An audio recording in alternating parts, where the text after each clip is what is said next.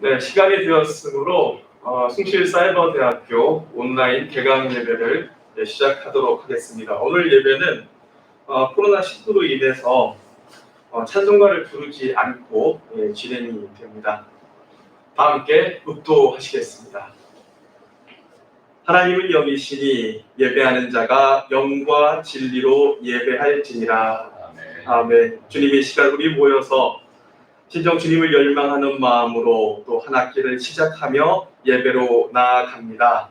주님 함께하여 주시고 주의 크신 영광을 보여주옵소서. 우리 구주 예수님의 이름으로 기원하옵나이다. 아멘. 사도신경으로 신앙 고백하시겠습니다. 나는 전능하신 아버지 하나님 천지의 창조주를 믿습니다. 나는 그의 유일하신 아들 우리 주 예수 그리스도를 믿습니다.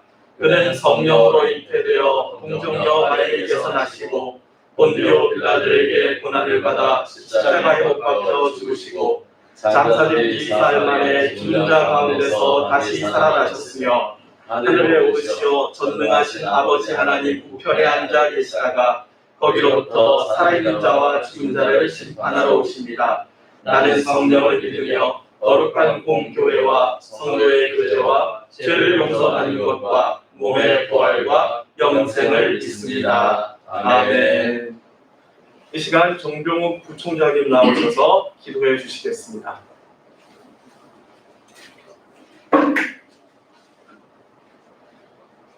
하나님 아버지 은혜를 감사합니다. 저희들에게 일할 터전을 허락하시고 또 주신 일들을 감당할 수 있는 이만큼의 능력과 건강을 허락해 주셔서 감사합니다. 일터 가운데에서도 하나님을 경외하며 하나님 앞에 예배할 수 있는 시간을 갖게 하셔서 감사합니다.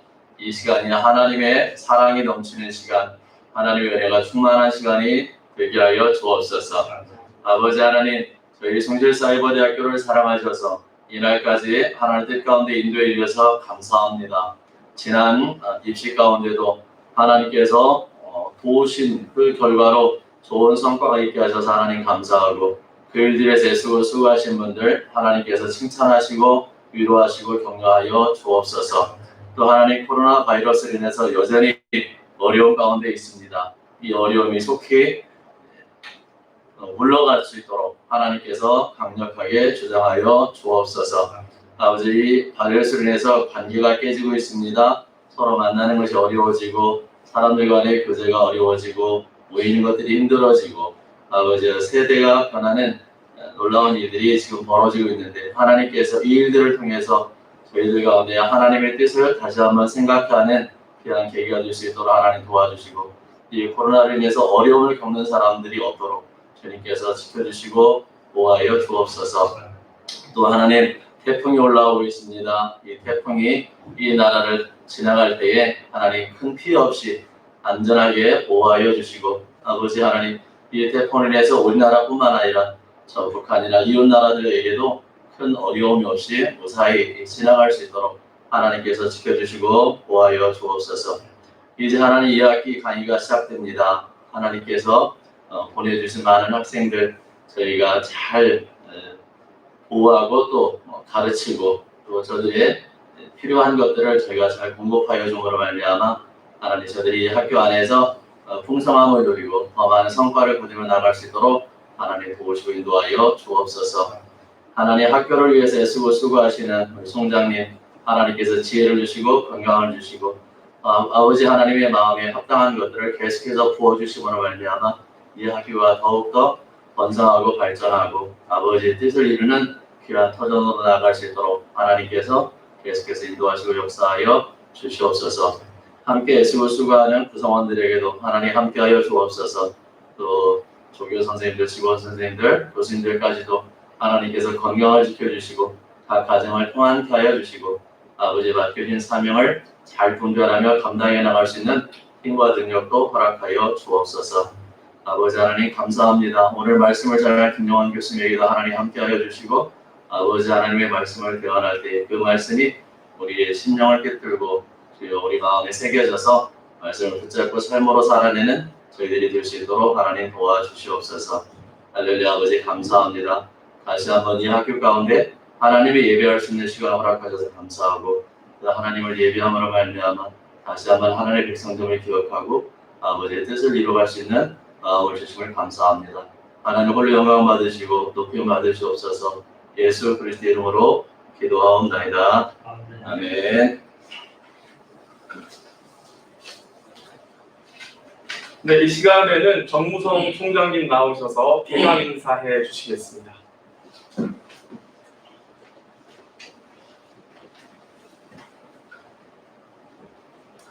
예, 2020학년도 2학기를 맞이했습니다. 저희가 이렇게 은혜 가운데 예배 드릴 수 있는 그런 기회를 주셔서 감사드리고, 그렇지만 역시 이 코로나19로 인해서 학교가 모든 이 활동들이 비대면으로 이루어지는 것에 대해서 안타까움을 갖지 않을 수가 없습니다. 물론 저희 숭실사이버대학교가 온라인 대학이기 때문에 강의는 온라인으로 계속 진행이 되어 왔습니다만, 그 외에 여러 가지 그 활동들이 이렇게 이 대면으로 활발하게 이루어지지 못하는 것에 대해서 무척 안타까움을 갖고 있고, 그로 인해서 저희들 가운데 이제 교제나 이런 서로의 연계가 약화되는 부분에 대해서 또 우려하는 바도 있습니다. 아무쪼록 이 코로나19가 빨리 종식돼서 우리 숭실사이버대학의 모든 활동들, 우리 교수님들이나 직원 선생님들의 활동도 그렇고, 또 혹시 이 유튜브를 보고 계실 학생 여러분들의 활동도 저희들이 적극 지원을 해서 정말 대학 생활이 좀 더 알차게 진행될 수 있도록 저희는 최선을 다해서 준비하겠습니다. 개강과 함께 저희가 시스템 오류가 좀 있었습니다. 사실은 이렇게 이 코로나 시대를 맞이해서 그 비대면으로 하는 온라인이 굉장히 중요해지고 있는 이 시점에 저희 숭실사이버대학교가 더욱 강한 이 컨텐츠를 갖고 이 온라인 교육을 선도해 나가고자 하는데 약간의 그 시스템 오류가 있어서 무척 죄송스럽게 생각을 하고, 이걸 계기로 해서 저희가 이런 시스템을, 정보 시스템을 더욱더 강화하고 더욱더 발전된 대학으로 나아갈 수 있도록 하겠습니다. 그럼에도 불구하고 이번 학기도 저희 숭실사이버대학교는 저희 어떻게 보면 학교 개교 이래 가장 많은 학생들이 등록을 하는 또 기록을 세웠습니다. 이를 위해서 수고해 주신 우리 교수님들, 또 직원 선생님들, 특별히 우리 조교 선생님들 진심으로 감사드리고, 또 이렇게 되기까지 총동문회나 또 총학생회, 또 학생 여러분들의 수고도 굉장히 많았습니다. 우리 학생들이 점점 숭실을 사랑하는 학생들이 많아지고 있는 것 정말 감사할 일이고, 또 여러분들에게도 총장 입장에서 무척 감사를 드립니다.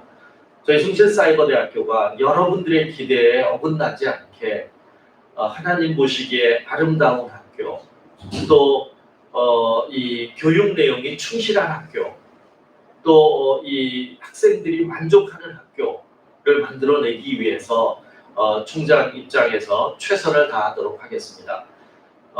비대면이 이루어지고 있지만 앞으로 우리가 이 코로나19도 종식될 것이라고 생각을 하고, 이 온라인 대학의 그런 수월성을 더욱더 강화시켜 나갈 수 있도록 최선을 다하겠습니다.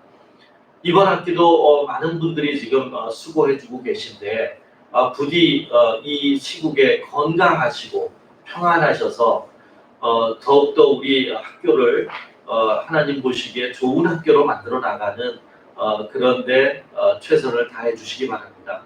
여러분들의 노고에 진심으로 감사드리며 2020학년도 2학기 개강 인사를 대신하겠습니다. 감사합니다.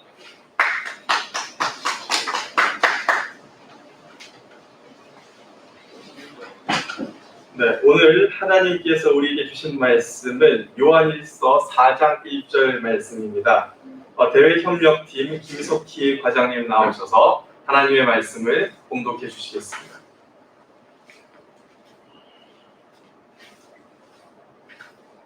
사랑하는 자들아 영을 다 믿지 말고 오직 영들이 하나님께 속하였으나 분별하라. 많은 거짓 선지자가 세상에 나왔습니다. 네, 사랑하는 여러분, 주님의 은혜 가운데서 요즘 여러 가지로 힘들고 어렵지만 그래도 희망을 잃지 않고 행복하고 힘차게 살아가시는 저와 여러분 되시기를 주님의 이름으로 축복합니다. 자, 저는 오늘 여러분들과 함께 어떤 말씀을 나눌까 고민하다가 요즘 시대가 너무 혼란하지 않습니까? 그 혼란한 시대 가운데에서 어떻게 하면 올바른 길로 갈 수 있을까? 어떻게 하면 올바른 판단을 하고 또 행복한 길로 갈 수 있을까 하는 그런 고민을 해보고자 합니다. 사랑하는 여러분, 우리 하나님께서는 말씀으로 우리를 인도하시는 분이십니다. 지금까지 모든 신앙인들을 말씀으로 인도해 오셨고 그 인도함을 받은 모든 사람들은 주께서 원하시는 행복하고 아름다운 그런 삶을 살아갈 수가 있었습니다. 그러게 여러분들에게 이런 축복을 드리고자 합니다. 주님의 음성을 온전히 듣고 주께서 인도하시는 행복한 삶을 살아나가시기를 바랍니다. 그런데 제가 이런 말씀을 드리면 또 이렇게 말씀하시는 분도 있지요. 저도 하나님의 인도하심을 따르고 싶습니다. 저도 옳은 길을 가고 싶습니다. 저도 무엇이 옳은 것인지 알고 싶습니다. 저도 무엇이 행복으로 가는 길인지 알고 싶습니다. 하지만 많은 사람들이 이것이 옳은 길이다, 이것이 하나님의 뜻이다, 이것이 행복의 길이다 이야기하지만 제각기 다른 이야기들을 합니다. 무엇이 맞는지 알 수가 없습니다. 어떻게 해야지 이런 것들을 분별하고 알 수가 있을까요? 이렇게 질문하시는 분들이 있습니다.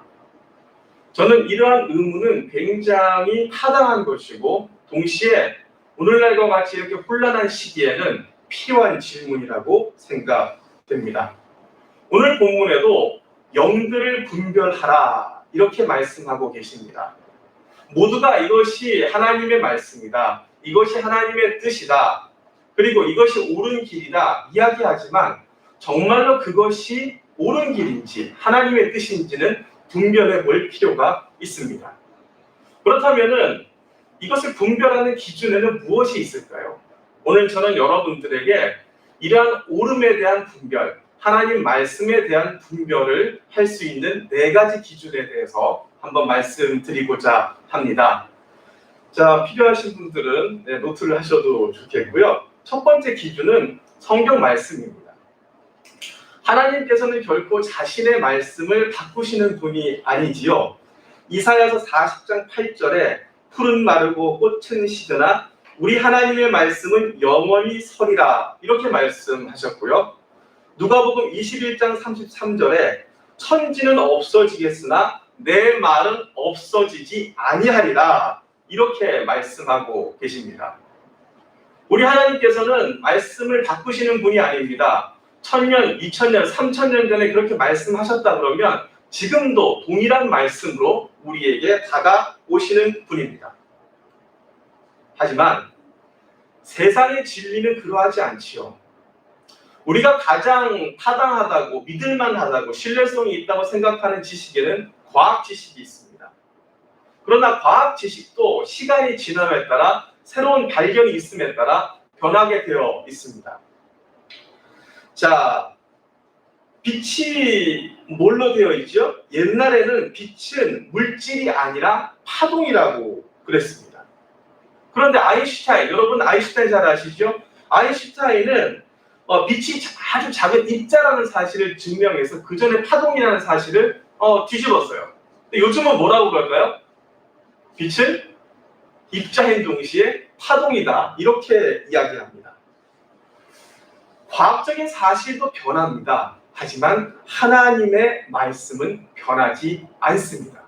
그러므로 우리가 이 모든 것들을 판단하는 진리의 기준으로 삼아야 할 것은 먼저 하나님의 말씀입니다.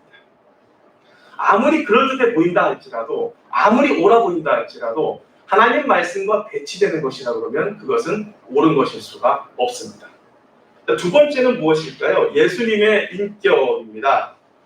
에베소서 4장 15절에서 바울 사도는 이렇게 이야기하고 있습니다. 오직 사랑 안에서 참된 것을 하여 범사에 그에게까지 자랄지라. 그는 머리니 곧 그리스도라. 신앙생활의 목표가 무엇일까요? 그것은 예수 그리스도를 닮아가는 것입니다. 예수님에 대한 신앙 고백을 했다 할지라도 아직 완전히 예수님의 모습으로 닮아 있는 것은 아닙니다. 이것은 우리가 평생 동안 노력해야 될 일입니다. 자, 그렇기에 그 일환으로서 우리가 무언가 판단할 때에 이것이 옳은 것인가 아니면 틀린 것인가 생각해 볼 때에는 이것이 예수님이 말씀하신 그 사람의 모습, 그 인격과 합치하는가 합치하지 않는가 이런 것들을 생각해 보아야 합니다. 자, 그렇다면은 어떤 생각이 어떤 마음이 예수님의 인격을 드러내는가? 저는 야고보서 3장 14절에서 18절에서 그 내용을 찾을 수가 있었습니다. 자, 제가 읽어드리겠습니다. 그러나 너희 마음속에 독한 시기와 다툼이 있으면 자랑하지 말라. 진리를 거슬러 거짓말하지 말라. 이러한 지혜는 위로부터 내려온 것이 아니요 땅 위의 것이요 정욕의 것이요 귀신의 것이니 시기와 다툼이 있는 곳에는 혼란과 모든 악한 일이 있습니다. 오직 위로부터 난 지혜는 첫째 성결하고 다음에 화평하고 관용하고 양순하며 긍휼과 선한 열매가 가득하고 편견과 거짓이 없나니 화평하게 하는 자들은 화평으로 심어 의의 열매를 거두느니라. 이 본문에는 아래로부터 난 지혜, 세상의 지혜와 하늘로부터 난 지혜를 나누고 있습니다. 자, 아래로부터 난 지혜의 특징이 뭘까요? 간단하게 이야기하자면 14절에 나와 있는 독한 시기와 다툼입니다. 우리 마음 가운데에 그 어떤 행동을 하더라도 그 동기가 시기와 다툼의 마음이라고 하면은 그것은 결코 하나님으로부터 온 마음, 예수 그리스도를 닮은 마음일 수가 없습니다. 요즘 우리 사회를 한번 살펴봅시다. 너무나도 독한 시기와 다툼과 분란이 끊이지 않고 있습니다. 물론 각자의 이유가 있겠지요. 하지만 그것은 결코 어떠한 이유에서건 하나님께서 주신 마음은 아닙니다. 그렇다면 위로부터 온 지혜, 위로부터 온 마음은 어떤 마음일까요? 17절과 18절 다시 한번 읽어보면요. 오직 위로부터 난 지혜는 성결하고 화평하고 관용하고 양순하고 긍휼과 선한 열매가 가득하고 편견과 거짓이 없나니 화평하게 하는 자들은 화평으로 심어 의의 열매를 이루느니라. 하나님께서 주시는 마음은 깨끗한 마음, 거짓이 없는 마음, 용서하는 마음입니다. 여러분 마음 가운데에 어떤 행동을 한다고 하더라도 어떤 판단을 내리고 어떤 결정을 내린다고 하더라도 그것이 다른 사람을 해치려고 하는 동기가 있다 그러면 그것은 결코 예수 그리스도를 닮은 마음이 아닙니다. 그리고 만약 여러분의 마음이 굳어지고 자꾸 고집만 부리려고 한다 그러면 그것도 하나님께서 주시는 마음이 아닙니다. 하나님께서 주시는 마음은 부드러운 마음, 용서하는 마음입니다. 이런 마음을 가질 때의 그 결과가 무엇인가? 분명하게 선포하고 있습니다. 화평입니다. 하나님의 뜻을 따르는 사람의 말과 행동의 결과는 결국 화평입니다. 화평케 하는 자에게는 복이 있나니 그가 하나님의 아들이라 일컬음을 받을 것이에요. 여러분 모두 화평케 하는 사람들이 되기를 바랍니다. 물론 그렇다고 해서 사람들이 듣기 좋은 소리만 하라는 것은 아닙니다. 주위 사람들이 분명하게 잘못을 저지를 때는 거기에 대해서 지적을 해 주어야 합니다. 하지만 여기에서도 예수님의 인격을 닮은 지적과 그렇지 않은 지적의 차이가 납니다. 하나님의 뜻에 따른 비판, 옳은 비판은 그 목적이 그 사람을 변화시켜서 예수님의 인격을 닮게 하는 것, 그 사람이 잘못된 길로 가고 있으면 옳은 길로 가게 하는 것입니다. 그런데 독한 시기와 질투, 이 세상의 지혜로 인한 비난은 그 사람을 파괴하고 무너뜨리는 것이 목적이 되는 겁니다. 쉽게 예를 들자 그러면은 오늘도 이제 비가 왔죠. 근데 이제 갈 때 되면은 모르겠습니다. 오늘은 비가 그칠지 모르겠지만은 올해 장마가 길었는데 저 이런 일이 많았습니다. 올 때는 비가 와서 우산을 가지고 왔는데 갈 때는 비가 안 오니까 꼭 어떤 일이 벌어지죠? 우산을 어디다 놓고 가는 일이 생깁니다. 그러면은 집에 가면 꼭 야단을 맞게 되겠죠. 그런데 두 가지 형태의 야단이 있을 수가 있습니다. 자, 만약에 얘기에 대해서 또 잃어버리셨네요. 자, 그러시면 안 됩니다. 물건을 잘 챙기도록 주의하도록 하세요. 이거는 분명히 잘못을 지적하는 게 맞습니다. 하지만 그 행동을 고치라고 하는 거죠. 그런데 여러분들이 자주 듣는 이런 비판도 있을 겁니다. 아이고, 또 잃어버렸네? 당신 나이가 몇 살입니까? 초등학생입니까? 그러니까 당신은 안 돼. 이렇게 이야기하는 경우들. 작은 예이지만 비슷하게 똑같은 상황에 대해서 그 행동에 대해서 고치려고 이야기하는 것과 그 사람의 인격을 모독하는 것은 완전히 다른 것입니다. 우리가 누군가의 잘못을 지적할 때에는 어떻게 해야 될까요?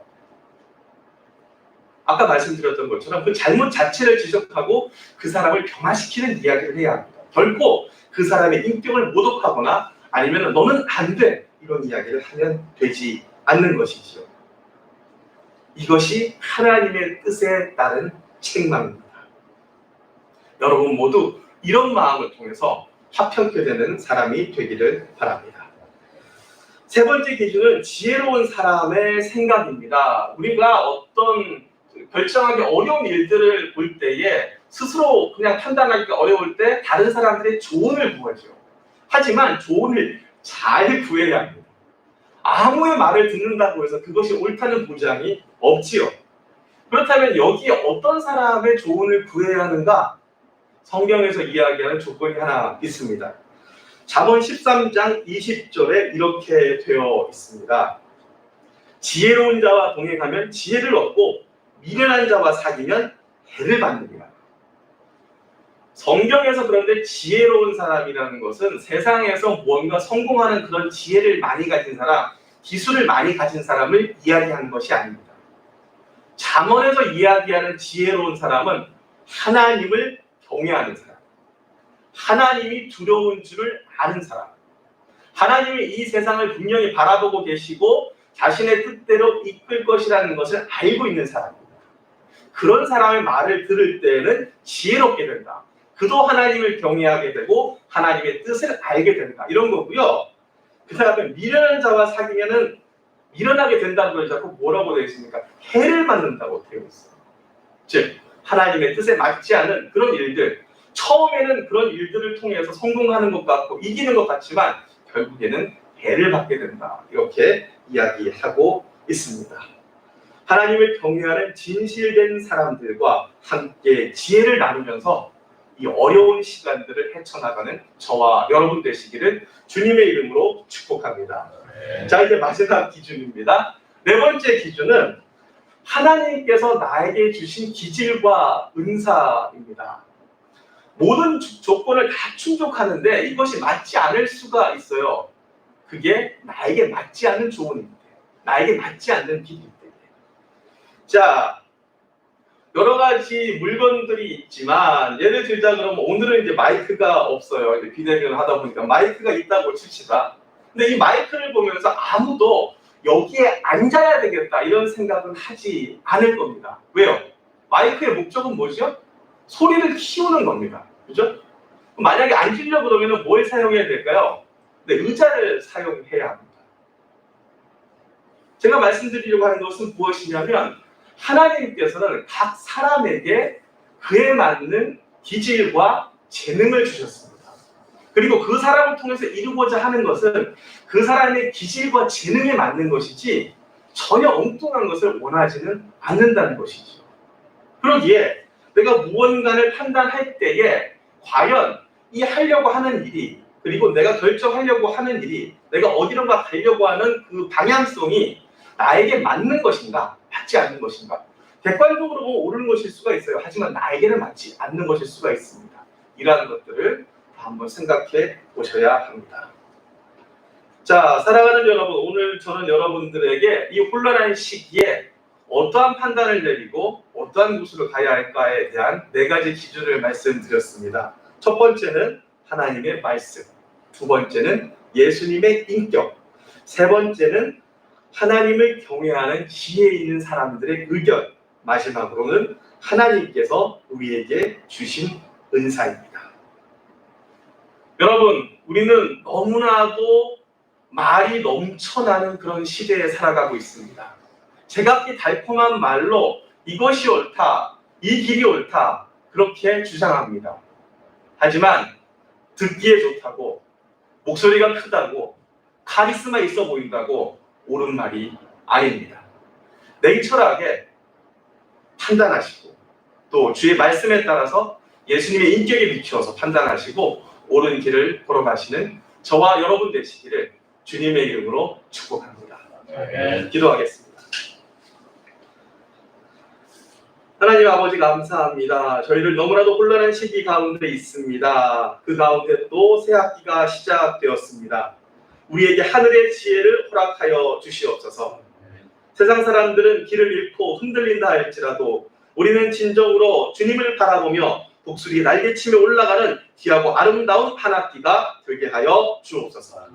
이 모든 말씀 예수님의 이름으로 기도하오며 지금은 우리 주 예수 그리스도의 은혜와 하나님 아버지의 무한하신 사랑과 성령님의 감화 감동 인도하심의 역사가 이 자리에 머리 숙여 주님과 함께 주의 음성을 따라 행복하고 아름다운 삶을 살아 나아가리라, 성공적인 한 학기를 지내리라 결심하고 나아가는 우리 숭실사이버 모든 가족들 가운데에 영원히 함께 하시기를 축원하옵나이다. 아멘. 네, 감사합니다. 예배를 마쳤습니다.